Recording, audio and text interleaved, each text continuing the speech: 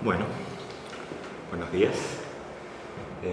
Como ya comentó el profesor Domingo, mi nombre es Daniel Gutiérrez y lo que les voy a mostrar ahora es el resultado de un tópico especial que hice con el profesor Domingo el semestre pasado, un tópico especial en estructuras de datos espaciales y donde, bueno, ya vamos a hablar un poco de básicamente cuál es la idea, pero nos queríamos abocar a estudiar un conjunto de estructuras de datos espaciales.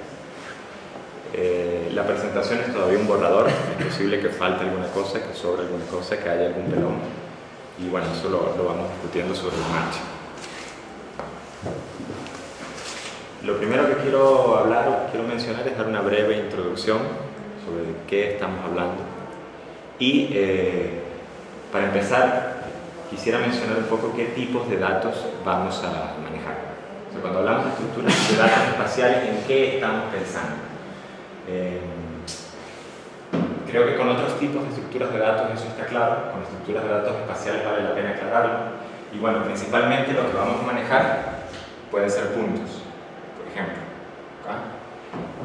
Si vamos un paso más allá, lo que vamos a manejar pueden ser segmentos. En este caso es un segmento porque está determinado por dos puntos. No están representados aquí, pero hay otros dos tipos adicionales que podrían ser rayos. Los rayos generalmente tienen un punto de origen y se extienden al infinito en una dirección. O podrían ser líneas rectas y las rectas se extienden al infinito en dos direcciones. Pero en general, pensando en términos de segmentos, es suficiente por lo pronto. Podemos manejar rectángulos, cuadrados, etc. Esto si estamos en 2D. Si estamos en 2D podemos manejar también polígonos irregulares, convexos o no convexos, aunque hay toda una discusión que quizás no vamos a tocar. Manejar polígonos que no son convexos es mucho más complicado que manejar polígonos convexos. Y si nos vamos al 3D, podemos manejar el equivalente de esto en 3D, o sea, podemos manejar cajas, paralelepípedos, o podemos manejar inclusive mallas completas.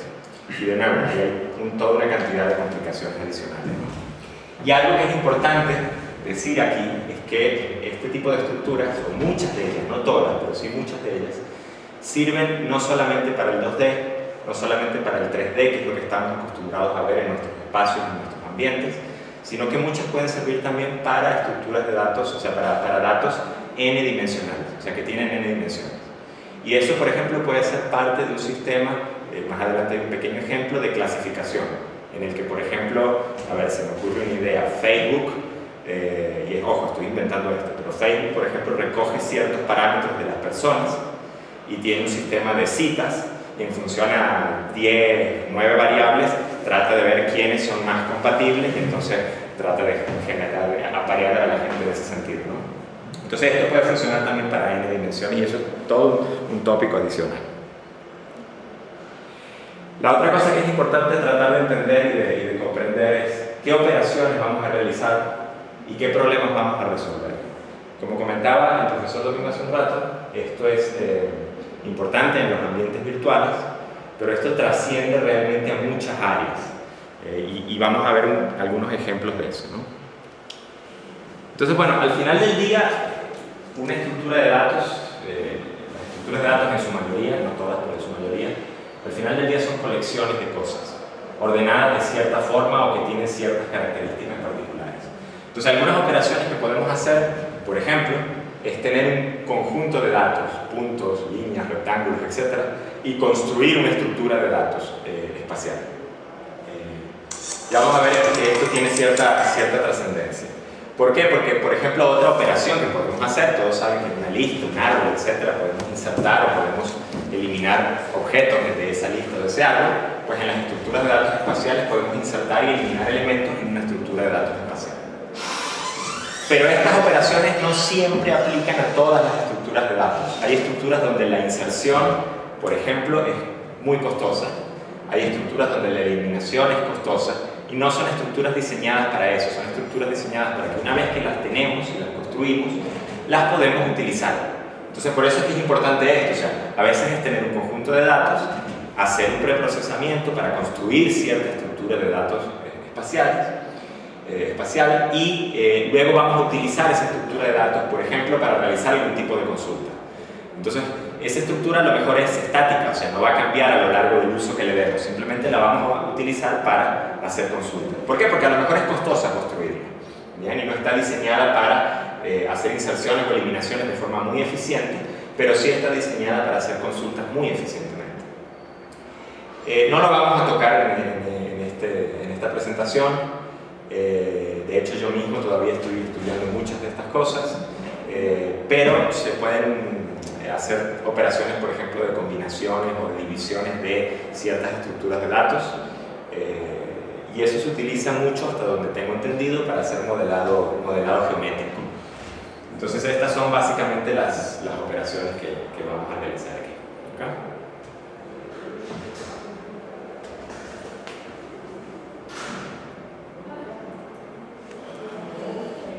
Bien,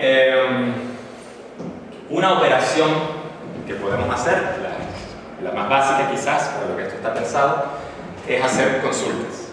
Es decir, dado un conjunto de objetos en el espacio, bien sea en 2D o bien sea en 3D, yo voy a trabajar mucho en 2D aquí, pero la mayoría de estos conceptos y de estas cosas aplican al 3D.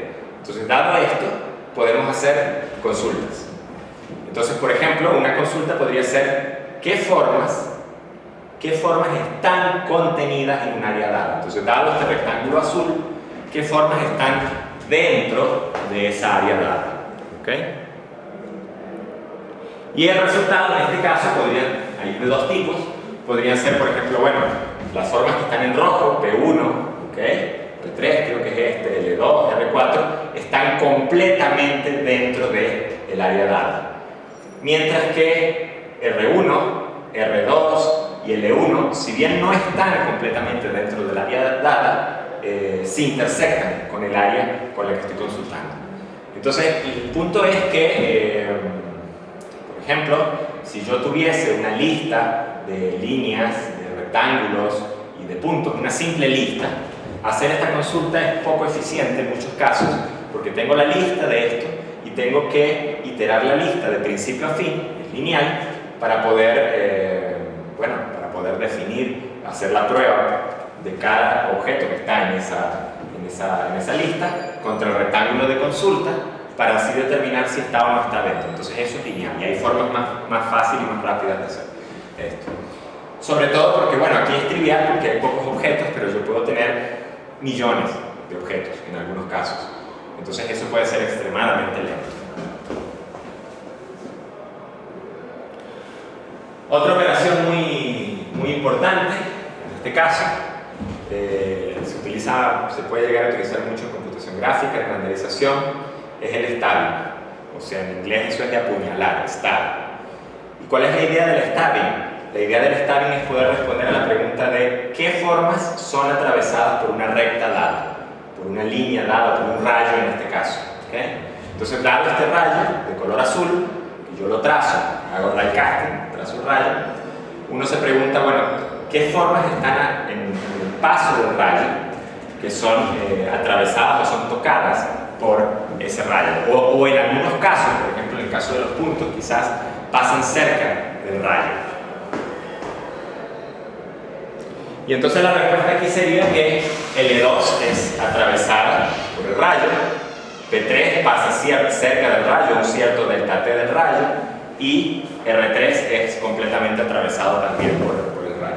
Entonces, de nuevo, si quisiésemos hacer esto, si tuviésemos nuestra lista de estructuras de datos, de rectángulos y de líneas y de puntos, una aproximación ingenua a esto sería recorrer linealmente cada uno de los rectángulos, de las líneas y de los puntos y hacer la prueba de si el rayo está atravesando el punto del rectángulo correspondiente. Cuando a lo mejor podríamos explotar alguna característica geométrica para simple y llanamente descartar algunos de esos objetos de entrada y acelerar así la búsqueda. Entonces, de nuevo, eso es lo que vamos a atacar aquí, ¿no? Ese es el segundo problema. Estábamos viendo, para recapitular un poco, cosas que podemos hacer, consultas de áreas y consultas de líneas ray casting que atraviesan ciertas estructuras, ¿no? Otro problema interesante es el problema de ordenamiento. Ya van a ver que esto tiene cierta trascendencia en la computación gráfica. Y es, por ejemplo, simple y llanamente, dado un conjunto de formas, o de líneas en este caso, generalmente de líneas, poder responder a la pregunta de, desde cierto punto de vista particular, en este caso aquí, pero ojo, puede ser aquí, o puede ser aquí, o puede ser de este otro lado, desde cierto punto de vista particular, ¿qué formas están atrás o adelante de qué formas? Entonces, básicamente lo que queremos es, dado ese conjunto de objetos en el espacio, es poder decir cosas como, por ejemplo, de atrás hacia adelante, el orden es 1, o sea, este es el que está más atrás. Aquí alguna de estas es 2 y la otra es 3, y más adelante vamos a darnos cuenta que aquí hay un conflicto que hay que resolverlo, pero eso lo veremos más adelante. Luego viene esta, que es 4, luego viene esta, que es 5, y luego viene esta, que es 6. La idea es que yo pueda poner la cámara de este lado y poder decir, bueno, si la cámara está aquí abajo, esta que antes era 5 ahora pasa a ser 1, a lo mejor esta pasa a ser 2, esta pasa a ser 3, esta pasa a ser 4 o 5 y esta pasa a ser 6. No sé, habría que verlo, ¿no? Pero ese es el objetivo, ¿no? Entonces, esa consulta es bastante importante, sobre todo cuando se hace computación gráfica, cuando se están desplegando gráficos tridimensionales, se puede utilizar para un problema que vamos a ver más adelante. Otro problema que es bastante interesante es el punto o el objeto más cercano.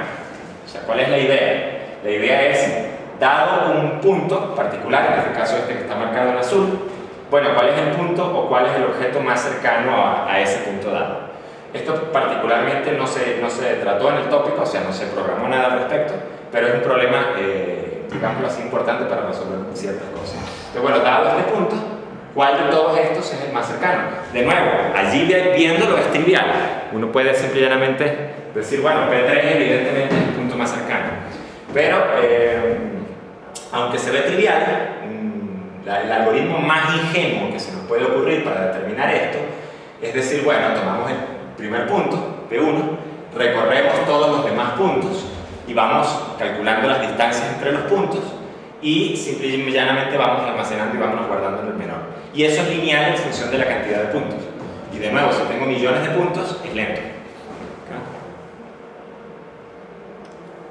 Una variante de este problema es cuáles son los K puntos más cercanos. O sea, el anterior era el cuál es el un punto más cercano, estos son los K puntos, en este caso cuál es K igual a 3, cuáles son los 3 puntos más cercanos. ¿Okay? Y de nuevo, esto es lineal, porque podemos tomar este punto, ¿okay? Y recorrer todos los puntos y ir guardando los 3 menores. Y de nuevo, o sea, es una mala aproximación porque se puede hacer mucho mejor, es lenta en este caso. Otro problema interesante es ¿cuál es el par de puntos más cercano? O sea, ya no es dado un punto particular cuál es el más cercano, sino dado una nube de puntos, ¿cuáles son los pares de puntos más cercanos? Esto se puede utilizar mucho, por ejemplo, en reconstrucción de objetos, hasta donde se utiliza, tridimensionales.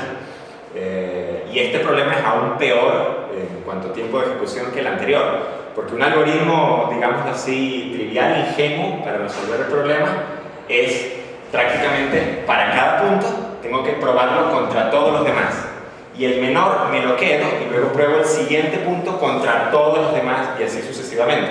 Por lo tanto, eso es n al cuadrado y de nuevo puede llegar a ser muy lento. ¿Okay?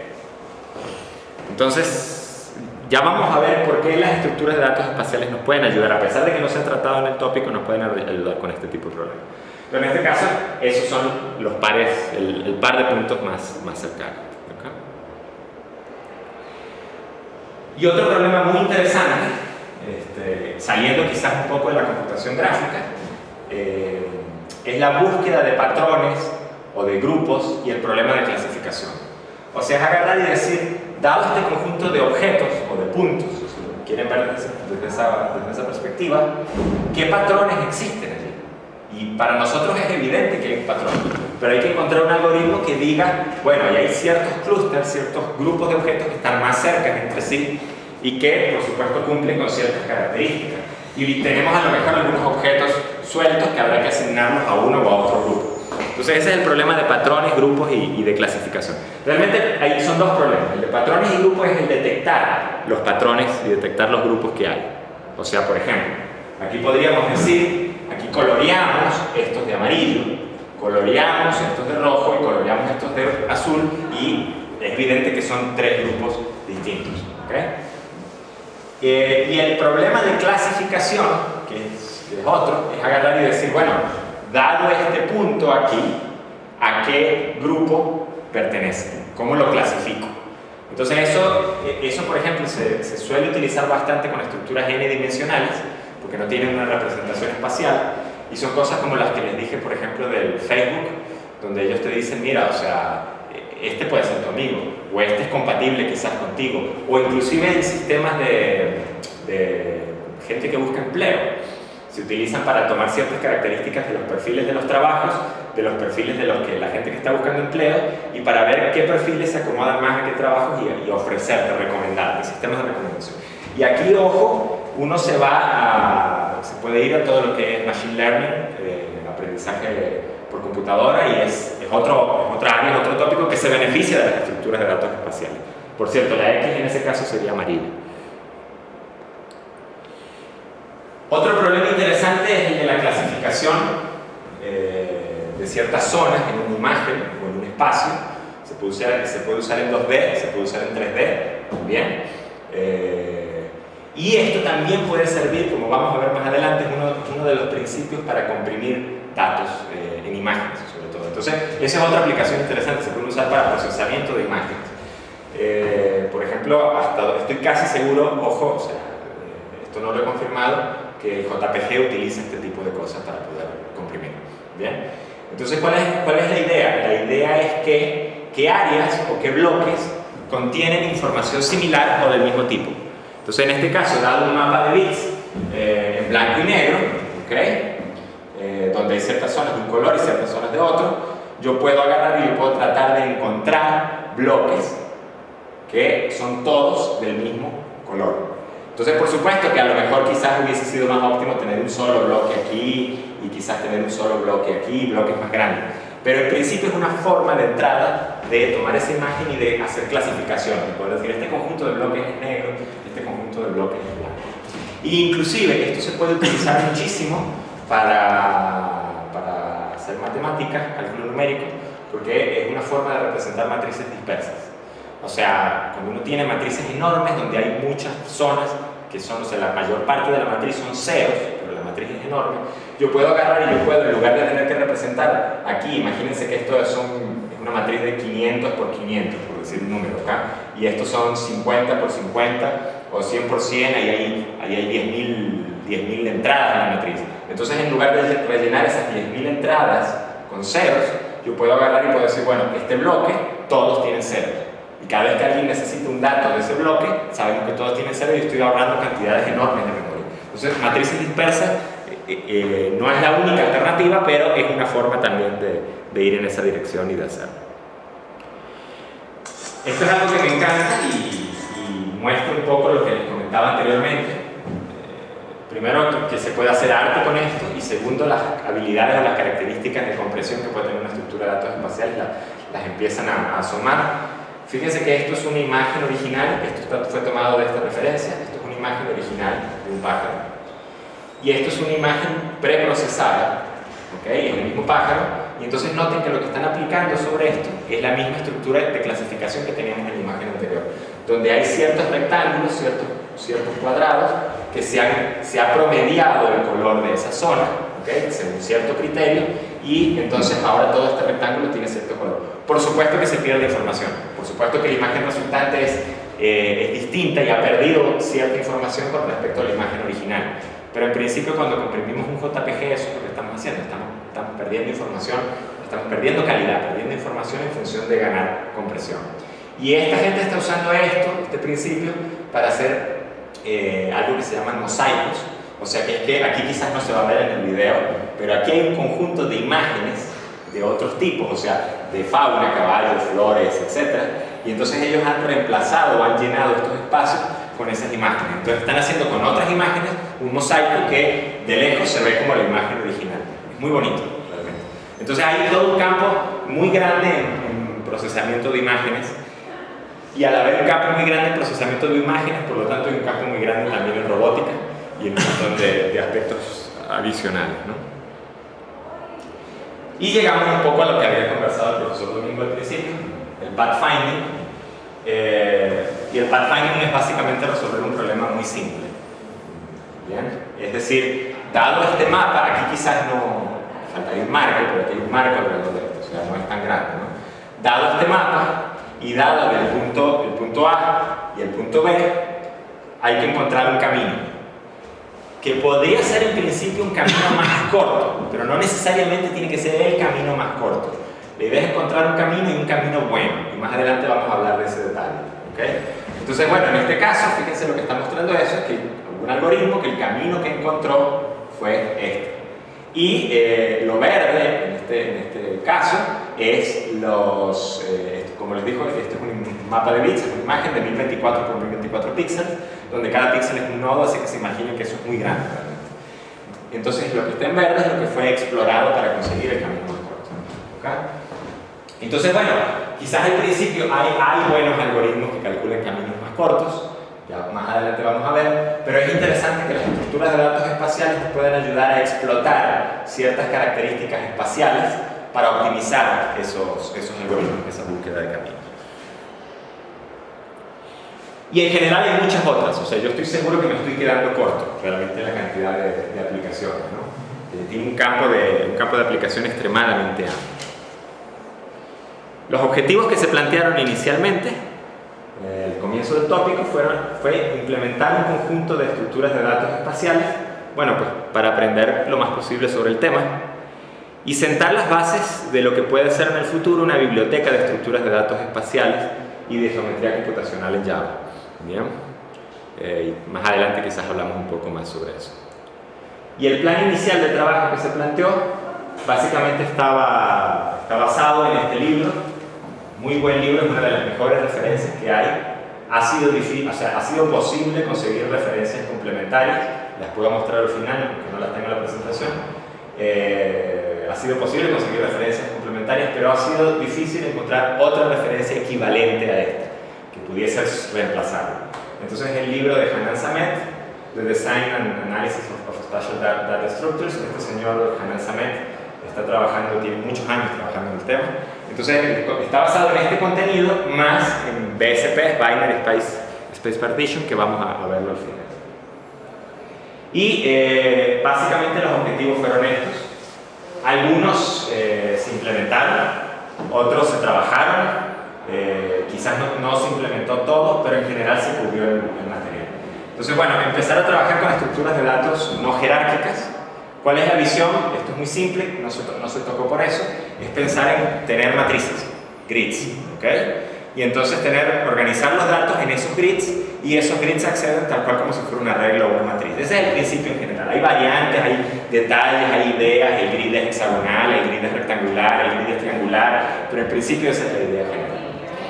Luego se trabajó con point quad trees, ¿okay? Vamos a ver más adelante, con KD trees, que son una especie de BSP, se concluyó eso, con árboles de rango, se implementaron, con quad trees basados en regiones, que tienen una diferencia fundamental respecto a los point quad trees.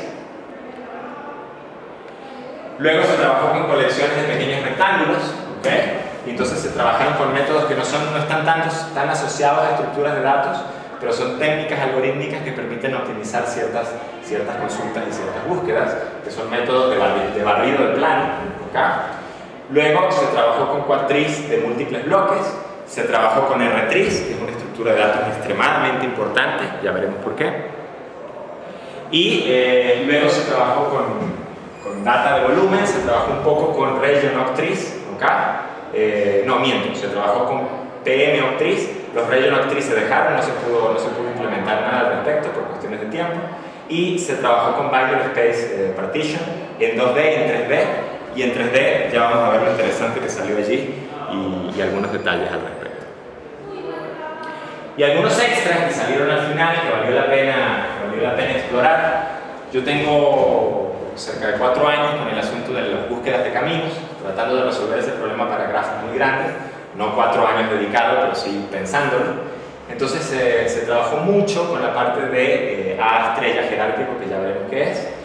Se trabajó con matching squares, con convex hull, polígono convexo, algunos algoritmos de computación, geometría computacional y se trabajó con este algoritmo de suavizado de polígonos y ya vamos a ver, o sea, todo esto está relacionado y tiene un objetivo en mente. Bien, lo primero que podemos conversar aquí son los point quadtrees. Y el point quadtree, de entrada, lo que hay que decir es que es el equivalente en 2 dimensiones, ¿okay?, de un árbol binario de búsqueda. Y todos conocemos lo que es, o deberíamos conocer lo que es un árbol binario de búsqueda.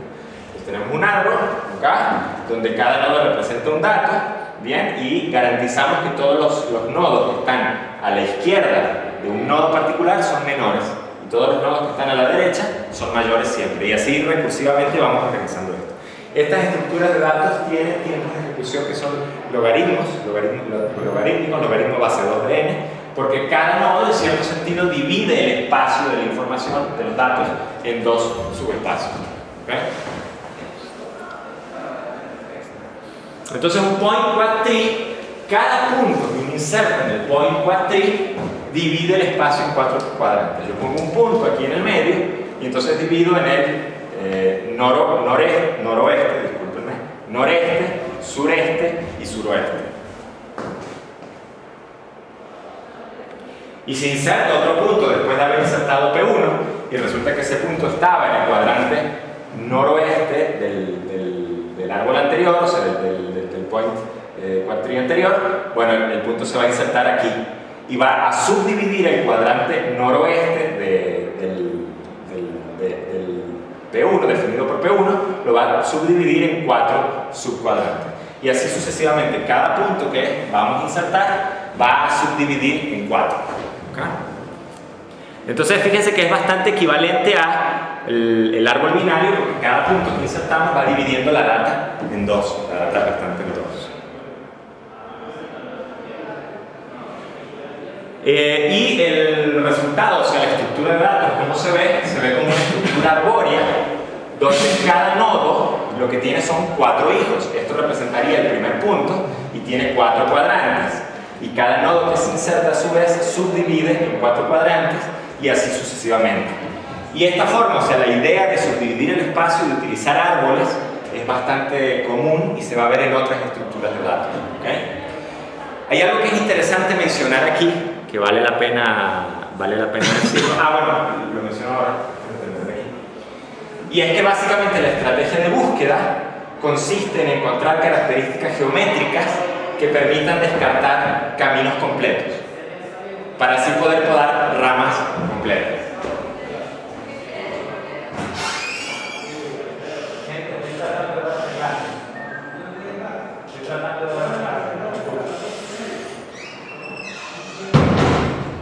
Bien, es encontrar ciertas características geométricas que puedan descartar ciertas ramas del árbol, o sea, que puedan cortarlas, podarlas, para yo concentrarme solo en las que me interesen. Entonces, por ejemplo, yo podría simple y llanamente, si regreso un poquito, aquí, si yo quiero hacer una consulta de todos los puntos que estén en un rectángulo que esté en esta área, ¿bien? Cuando yo entro por la raíz del árbol, que es P1, simplemente me muevo hacia uno de los nodos, el nodo sureste del árbol, y descarto automáticamente el resto. Entonces aquí pueden haber millones de puntos que simplemente no se están tocando. Algo importante que hay que decir, y ahora sí es el momento de decirlo, es que estos árboles, igual que los árboles binarios de búsqueda tradicionales, tienen problemas de balance.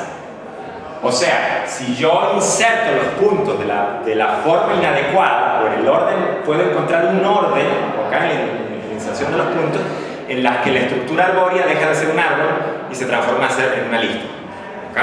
Entonces, eso es interesante y vamos a ver más adelante que hay estructuras que tratan de compensar ese problema. ¿Okay? O sea, para que tengan una idea, si yo inserto aquí y luego inserto aquí, y luego inserto aquí, luego aquí, luego aquí, luego aquí, estoy generando una lista, básicamente. El otro problema, el otro gran dolor de cabeza en estas estructuras de datos, y ya vamos a ver por qué, caemos al meollo del asunto, es la eliminación.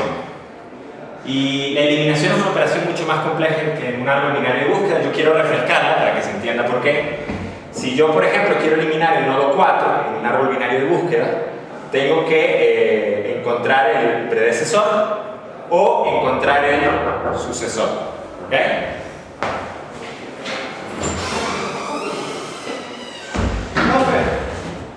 Estamos en clase, ¿no? Estamos, claro, hasta las 12. ¿A qué hora nos vamos a reunir? Allá. No, la profesora llegó la frente y dijo que nosotros habíamos tenido una cita con usted hoy a las 10. Era ayer. ¿Ah? Era ayer.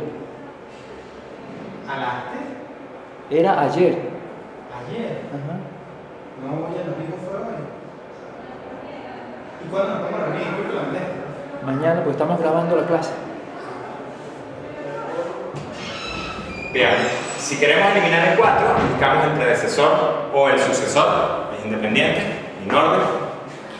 Y la siguiente operación que habría que aplicar es intercambiar en este caso con el sucesor. ¿Ok? Y entonces lo que vemos aquí es que este nodo no rompe la característica de orden de la estructura de datos, pero este sí la rompe. ¿Ok? Porque es mayor que 4, es menor que 5, pero está a la derecha en este caso de 5. Pero como el 4 es el que voy a eliminar, no importa, porque simplemente la siguiente operación es eliminar. ¿Ok? Pero lo que hay que entender, lo que es interesante en este tipo de estructura es que, fíjense, quiero ponerlo en contexto. Imagínense que tenemos P1 aquí y que dado P1 fue el primer nodo que insertamos, luego insertamos P2, P3, P4 y P5. Perdón, P4 y P5. Entonces, P1 dividió el espacio en 4, P2 dividió a su vez cada uno de esos, este cuadrante en 4, P4 lo dividió en 4 y así sucesivamente. ¿Ok? Y luego insertamos, yo sé que los números quizás no se ven, pero insertamos P6, P7, P8 y P9. Entonces, este pequeño espacio que está aquí, ¿ok? P6 lo dividió en 4 y así sucesivamente. ¿Okay? Yo no sé si tengo el árbol más adelante, a ver. Sí, aquí está. Fíjense, tengo P1 en el centro como la raíz, P2, P3, P4 y P5. ¿Okay? Y luego tengo P6, P7, P8 y P9.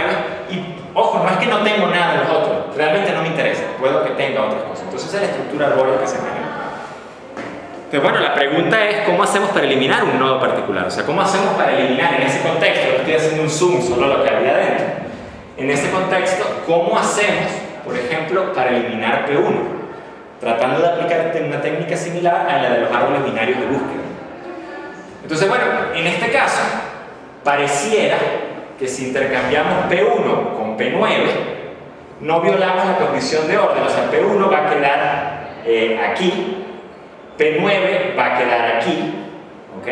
Y entonces P1, a lo mejor quizás sí, que quedó aquí sí viola la condición de orden, pero como lo voy a eliminar y es una hoja, porque estos son no dos hojas, ¿ok? Lo voy a eliminar en una hoja, no hay problema. ¿Por qué es factible intercambiar? Porque fíjense que lo que la estructura de datos me está planteando hasta cierto punto en esta situación es que este es el más cercano, es menor que P8, es menor que la coordenada X, que P6, entonces al intercambiarlos no cambio no cambio el orden, exactamente.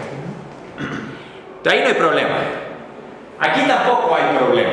De hecho aquí es realmente indiferente que intercambiemos P1 con P9 o que intercambiemos P1 con P7, si quiero eliminar P1. En ninguno de los dos casos altero el orden. ¿Okay? Y sin embargo aquí sí tengo problemas. Aquí no tengo una solución directa, porque si yo intercambio P9 con P1, ¿okay? Estoy violando la condición del orden en X entre P9 y P6. ¿Ok? No violo la condición en Y con P8, pero sí violo esto. ¿Okay? Si intercambio P6 con P1, estoy violando la condición en Y con respecto a P7. Si intercambio P1 con P7, la estoy violando con respecto a P7 con respecto a P8. Y si intercambio con P8, la estoy violando entre P8 y P9. Por lo tanto, no puedo hacer el intercambio. Y la razón fundamental por la que no se puede, y es lo que hay que entender, y esto aplica para esta estructura y para muchas otras, ¿okay? Es que cuando uno habla de datos espaciales, de 2 dimensiones en adelante, es que no se puede establecer un orden absoluto. ¿Okay?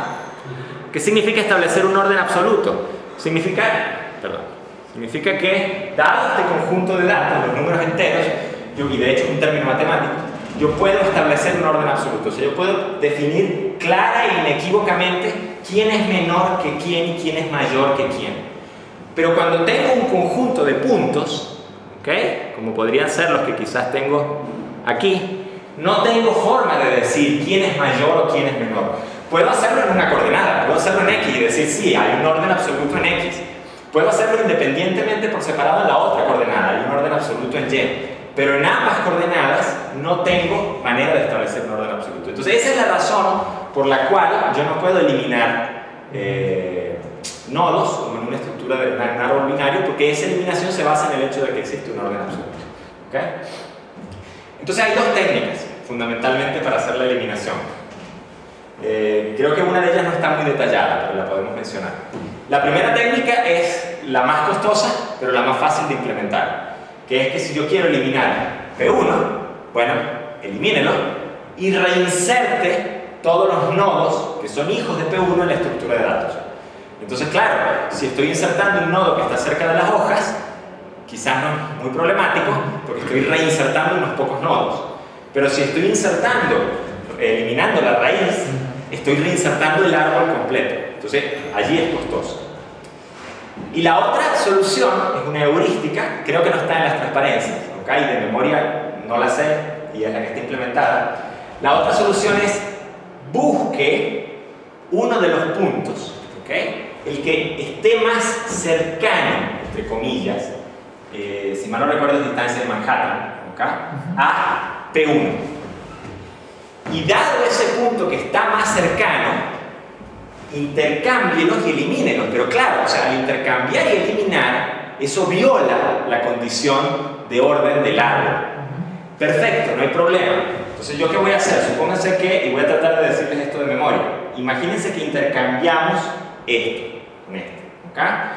Entonces, ¿qué condiciones estoy violando? Estoy violando cualquier cosa que esté en esta franja, ¿ok? O sea, entre el eje X, esta que está aquí, ¿bien?, y el eje, y el corte con el eje Y, trazamos una recta paralela al eje X. Esa franja que está definida aquí, en esa franja estoy violando la condición de orden. Entonces lo que se suele hacer es hacer el intercambio y reinsertar solo los puntos que están dentro de esa franja. ¿Okay? Entonces, por supuesto, si igualito estoy reinsertando puntos, pero estoy reinsertando muchos menos puntos que en el caso anterior. O sea, noten que al hacer este intercambio no estoy tocando esto y no estoy tocando esto. Y inclusive aquí hay un par de optimizaciones que están haciendo que hay cosas que no toque también. ¿Okay? De nuevo, es complejo, es difícil, o sea, no es trivial de implementar, pero es mucho más eficiente. Bien, algunos órdenes de ejecución. Encontrar algunos de estos órdenes de ejecución fue un dolor de cabeza, en realidad. Algunos están, otros no. Buscar un nodo, ¿okay?, e insertar un hijo en el nodo que se encontró tiene un costo promedio de O logaritmo de base 4 de n. ¿Por qué logaritmo de base 4? Bueno, porque cada punto, si uno se pone a pensar, subdivide el espacio en 4. ¿Okay? El peor caso en la búsqueda de un rango, es 2 por n a la u medio, o de 2 por n a la u medio. Lo que, por cierto,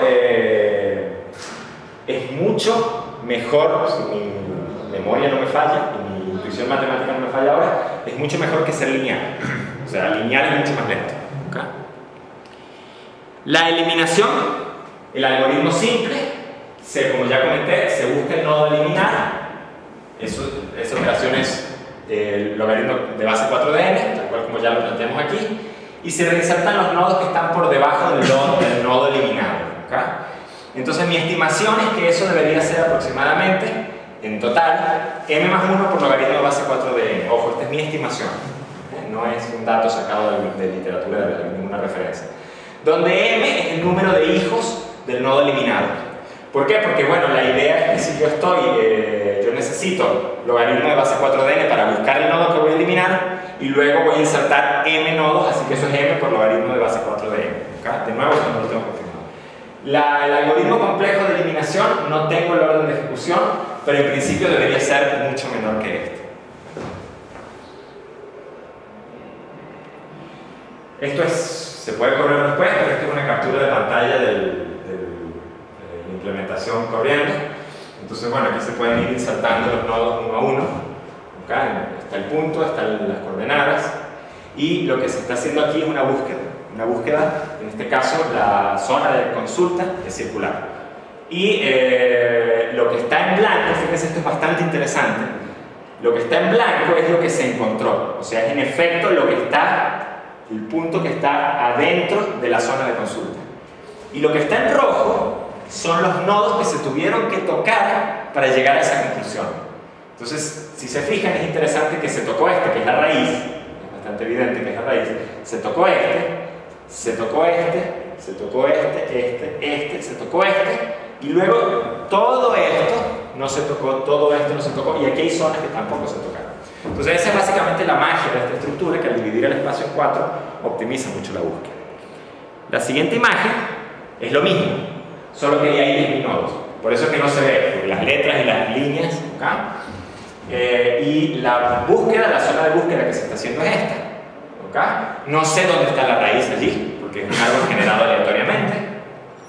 En la barra de estado no se lee, ¿okay? No se lee, pero dice que se visitaron, de esos 10.000 nodos, para encontrar el resultado, se visitaron 618 nodos, se encontraron 2.500 y el resultado fueron 7 milisegundos. Lo que en mi opinión son tiempos muy buenos en comparación con otras alternativas. Bien, una otra estructura de datos que vamos a trabajar